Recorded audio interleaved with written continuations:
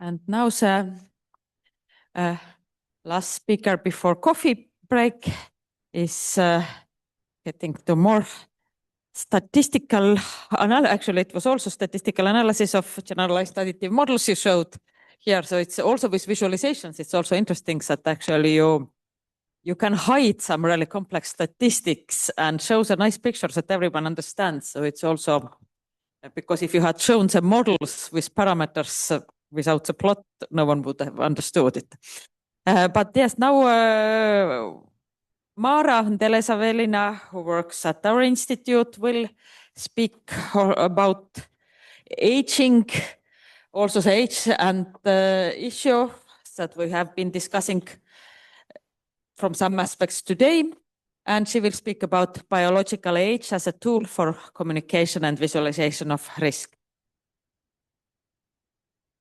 Yes, thank you for the introduction. I'm very happy to be here today. I enjoyed so much the morning session.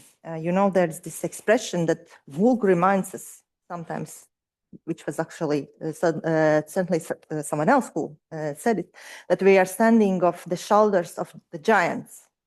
And so this morning I realized that actually those giants have been walking the same streets as us. So that is really great. Okay, so my topic today is visualization and communication of risk, and in particular with help of biological age. And this is related, of course, of the work we are doing in Estonian Biobank. And the risk measurement and communication, it has long history, and we have already seen some examples in this session. And biobanks have an extra potential to offer. As they are very large and normally based on population, they enabled creating even more precise and better algorithms, add new data layers using fancy omics data, and develop new risk scores. But at the same time, there are challenges. We have these beautiful models in our computers, but we need to communicate them. And what is the best way to communicate them? And also, how can we express the risk predictions for individuals? Few examples. I will show a few examples of traditional ways how survival data is presented, and I will use cardiovascular disease risk as an example. So here we have graphs showing genetic risk of cardiovascular disease. Predicted in Estonian Biobank. So here are these survival curves for quintiles of the biobank participants. So we see here cumulative incidence of cardiovascular disease. We see that the higher the genetic risk, the larger is this probability of getting cardiovascular disease. So yes, Kaplan-Meier curves, they show this effect, but at the same time, they show here only genetic risk and not other risk factors. And also, technically, there's question how to do auto-sample prediction, because there's one thing, these are based on non-parametric estimates, and in that case, not sure exactly how to predict it. Another very popular tool in survival analysis are hazard ratios. So we want to compare the risk of some characteristic with a baseline. And hazard ratios allow it to visualize very nicely.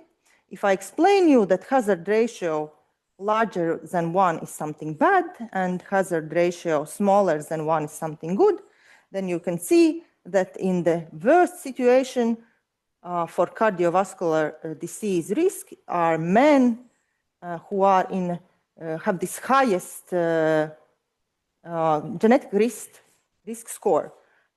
So the ones who are here.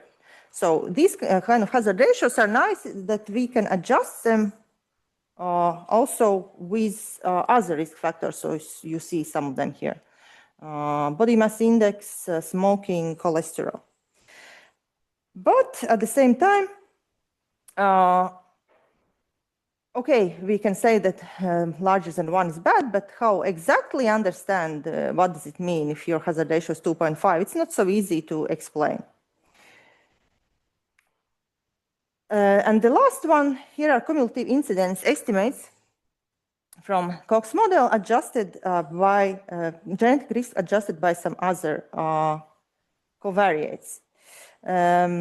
Again, this makes it better for comparison. We can compare a combination of factors for, but at the same time, again, we have this non-parametric estimation, which might not be so precise.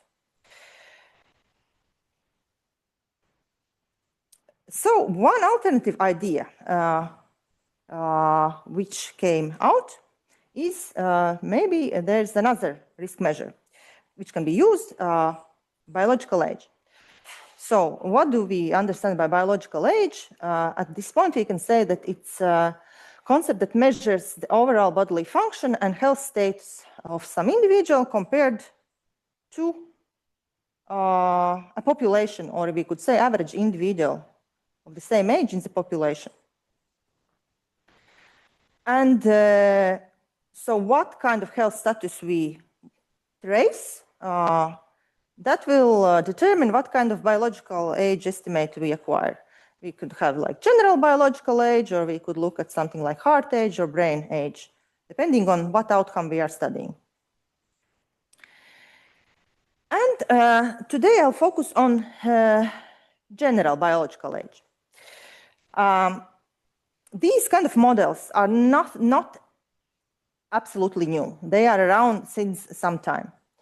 And the conventional approach is to relate some kind of indices, some kind of biomarkers to person's chronological age and fit a regression model, trying to predict this person's chronological age with some biomarkers.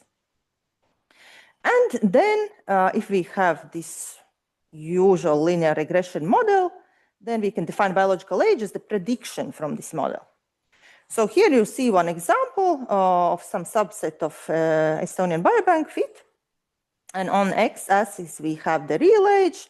And we can, on the y-axis, we have predicted age, which we say is biologic. So for this person here, there's one, for each person is 1 point. So here's one person for whom biological age is almost 60, when the chronological is only 40. This sounds nice and logical, but the problem is that these kind of models create biased estimates in the sense that you can see the black line here represents the set where the biological and chronological age are the same. So it looks that for young people, everybody is biologically older than their chronological age, and for old people, everybody is biologically younger than their age. So something is not correct here. And the reason why it's not correct actually is lack of causal interpretation of these kind of models. Because the biomarkers that we use in the model are in reality dependent variables, whether it's cholesterol or some kind of other blood marker, we might think that actually it is at the same time influenced by the outcome, the chronological age, and by other covariates that we have in the model, such as smoking. And this, from the causal perspective, is not a correct way to build models, and that's why we have these absurd or strange outcomes. A better alternative would be to directly relate biomarkers to the survival. And here is the proposition how it can be done. So we will call this parametric estimation of survival-based biological age. So idea here is to define biological age as the age at which person's individual survival probability is equal to some average individual in the population. And when I say individual survival probability, I mean it's conditional on his characteristics, on his covariate profile. Or technically, we can depict it with this picture where the individual survival, so the red curve, is compared to the population survival, to the black curve. So yeah, we see here the survival probability. On x-axis is the age. As the people age, their survival decreases. And there's, for this particular person, let's say his chronological age is 60, and we look at his probability of survival, at what place it is equal to population survival. And apparently for this person, it's equal to average individual's age 67. So for this person, his biological age is exceeding his chronological age, and actually by 7 years, and we will call this difference biological age acceleration, which can be both positive or negative. And how do we arrive at these ages? Actually, we could model these survivals by parametric models. In particular, we use one famous distribution, which is well describing the human survival. It's Gompert's model. And actually, you can get an elegant analytic solution for the age based on this model, which I won't show as formula, but I will show the results. But, however, we need to decide what we will use as biomarkers in our model. One comparatively new data layer in Estonian Biobank, very promising one, is the metabolomics. So profiling of small molecules which are involved in metabolic pathways, they can very well describe current state of health, and they are promising in developing biomarkers of aging. And so we will use basically metabolomics for our biological age estimation by first creating a score from these metabolite markers and then adding some other risk factors to create biological age estimate. So when I talk about metabolomics, probably I should at least a little bit explain what I'm talking about. So we have a large data set of around 250 variables, which are describing different components. So it's a blood biomarkers. So we have amino acids, very different types of lipid quantifications, and some inflammation markers, and yeah. So there are a lot of them, and our biobank is large, which means that if we look at each biomarker separately, each of them are almost all of them are significantly related to mortality, either protective for mortality, those who are green, or risk factors for mortality, those who are red, and only few of them appear to be non-significant. It's the effect of our large sample size. But, however, of course, there exist methods to get out of this big space, and we use something quite,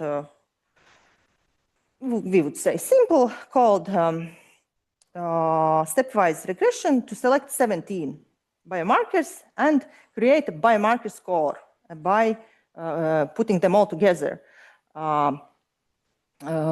using Cox's proportional hazards model. And so here are our results. And I start with results which are presented in similar way as those graphs that I showed at the beginning. I mean, for us statisticians, when we see them, we are like super happy because we see, yeah, this model is good. It shows something. And for example, one standard deviation change in metabolite biomarker score is associated with 79% increase in mortality hazards. Quite a lot. And it works for men, and it works for women, and it even works for cause-specific mortality. We trained it on general mortality, but if you look separately for cancer, cardiovascular disease, other diseases, and even for external, like accidents and these kind of deaths, it predicts all of these categories. Yes, but this is the same problem with interpretation. Maybe we can get something better. But still, I want to show some statistics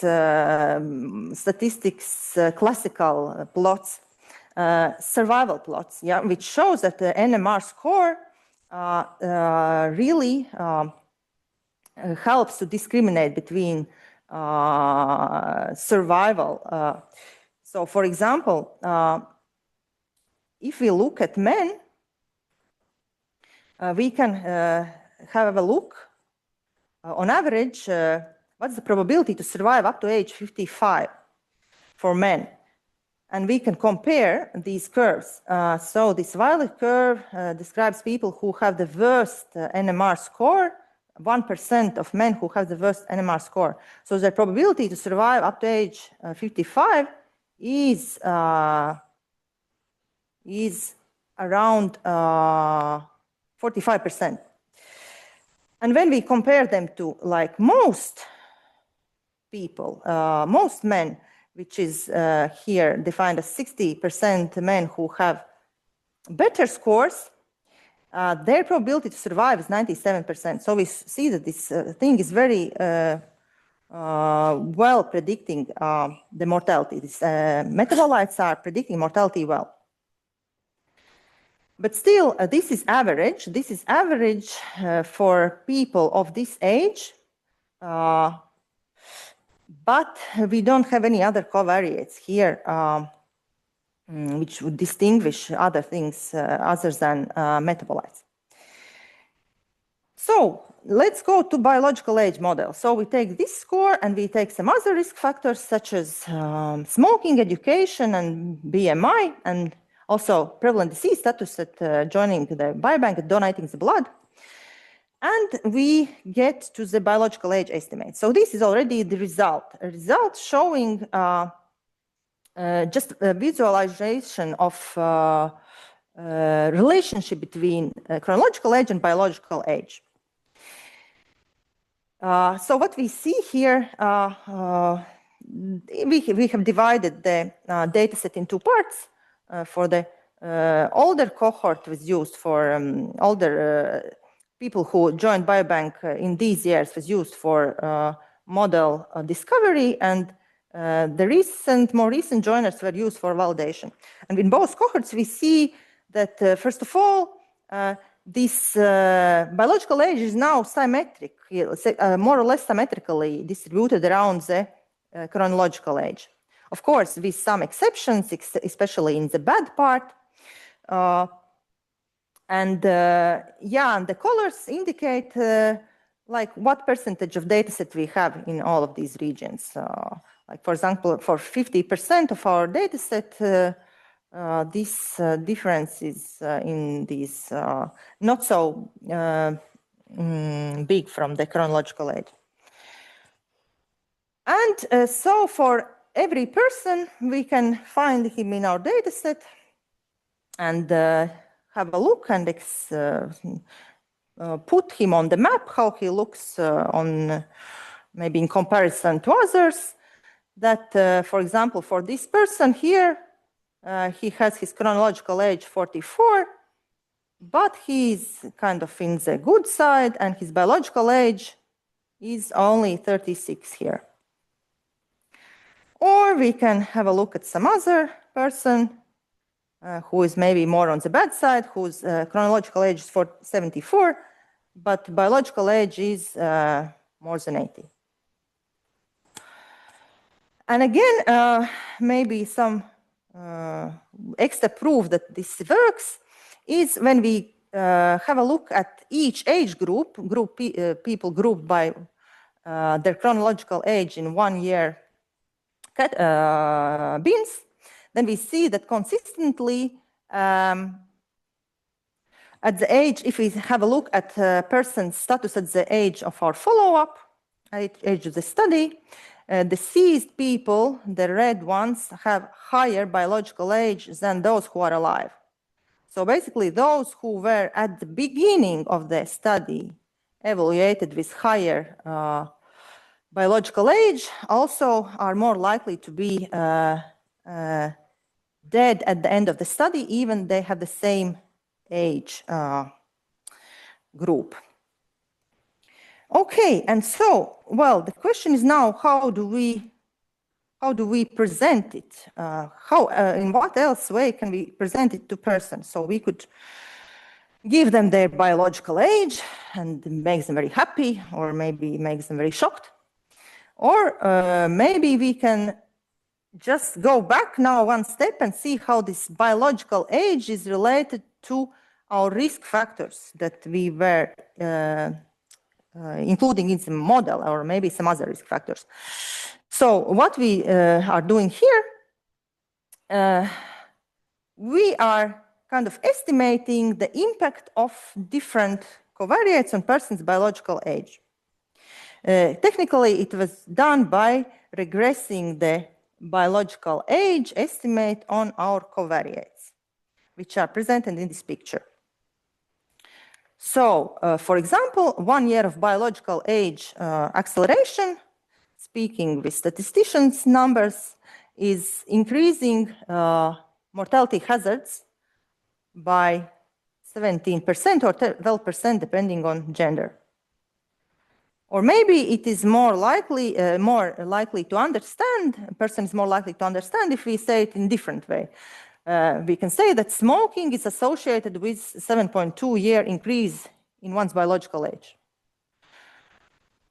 Bad news. Or the good news, university education is associated with 4.5-year increase in person's biological age. I'm looking where it is decrease, yeah, here, for men. And so we can have a look at all of these factors and very quickly see the ones who are kind of associated with better biological age, education, statin usage, and, for example, or disease are so likely to increase person's biological age. Okay, so as a conclusion, survival-based biological age estimate has potential both for risk stratification and for individual risk communication. And essentially, we have all those covariates which are encompassed in one single measure expressed as age. And maybe that is much more easier to understand than hazard ratios or survival curves. And similarly, we can also construct other types of biological age. Thank you. I thank my collaborators. And more to check out. Thank you, Māra. And are there any more questions, comments? Thank you for the presentation. So I guess I have two small comments or questions. First, just inviting you to more broadly reflect on the purpose of communicating this personal biological age. Like, what do you expect would be the effect of communicating it to the person, either being if it's like lower or higher? And second question is just a more technical one. Why Comperts and why not some other similar, more updated method? Or did you try other methods as well? Sorry, why? Comperts. Yeah, thank you. Okay. About first question, I personally think that maybe this kind of diagram would be more presentable in the sense that we can maybe explain that in another way, more simple way, explain why smoking is bad and why education is good. And I think we can certainly cooperate with the thing of presentation shown earlier. Question whether we should show somebody his biological age, actually, I would really love to solve it together with sociologists and philosophers. And for example, I haven't found very much discussion on this, although everybody is creating biological age measures. There's indeed a lack of discussion about the purpose and ethics, and I'm very aware of it. And yeah, so I think we have more things to do here. And about the Gompertz model, so basically, as our biobank is adults, we were thinking that the Gompertz model for survival should be sufficient. Of course, I know this discussion that now we're wondering at what age, that for older ages, Gompertz distribution doesn't hold anymore, and maybe these mortality risks cease to be exponential and be rather linear. But kind of it seems that for our purpose, this fits quite well, as most of participants are in these adult ages. But I would, again, if there's some insight and suggestions, I'd love to discuss it. Thank you. I can also comment that Gompertz distribution was just, well, our aim wasn't like a very precise parametric modeling. We needed something that fits really well because we wanted to get into the differences in biological age and not so much that we get the best parametric distribution. So for these purposes, really, we didn't put so much effort into the precise definition. It seems like the best we could do, but yes, of course, there are other options. Using like this kind of Lexis machinery that we could also do, approach it completely differently as well. That would also be an option. Well, just first, I'm curious about the last bit the diabetes and cancer. All the rest I can figure out, but that's... Yes. Yeah, this is very interesting. So this basically, to remind these are status of the disease at the moment the blood sample is taken. So people for whom you know there's history of cardiovascular disease, diabetes, and cancer, and then. It was tested for interactions, and we discovered this interaction between these two diseases is important in the model and improves our predictions. As our main aim is prediction, not maybe explanation, so we're very fine to add this effect. And so what does it show? It shows that for women, kind of effect of these two diseases so they have, so diabetes and cancer. And if they have both, it adds some extra burden on their biological age. When for men, it is contrary. They do not sum up. They do not sum up, actually. And it's difficult to understand why. And there are some ideas. One idea could be that men are underdiagnosed in the biobank at this entry point, and that's why it somehow shows very large effect. And then also there were some ideas that it could be related to women hormonal changes, which makes accumulating these effects, but it is not clear, and this needs extra study. And the other puzzle for me is that is it somehow average if I'm 20 years old or 70 years old?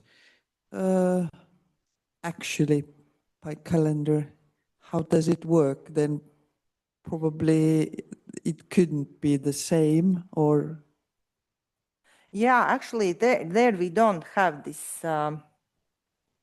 baseline age taken into account, and maybe actually this is something that could be improved. Yeah. I think it was roughly still the same, but I think it's the right point that if someone is 18 and smoking, does it add 7 years? And like if someone is 80 and smoking, does it add 7 years? But it's yeah. Yeah, that's actually a very good question. Thanks. Okay, but I think so. Thanks, Māra, again. There is a small gift for you as well. Thank you.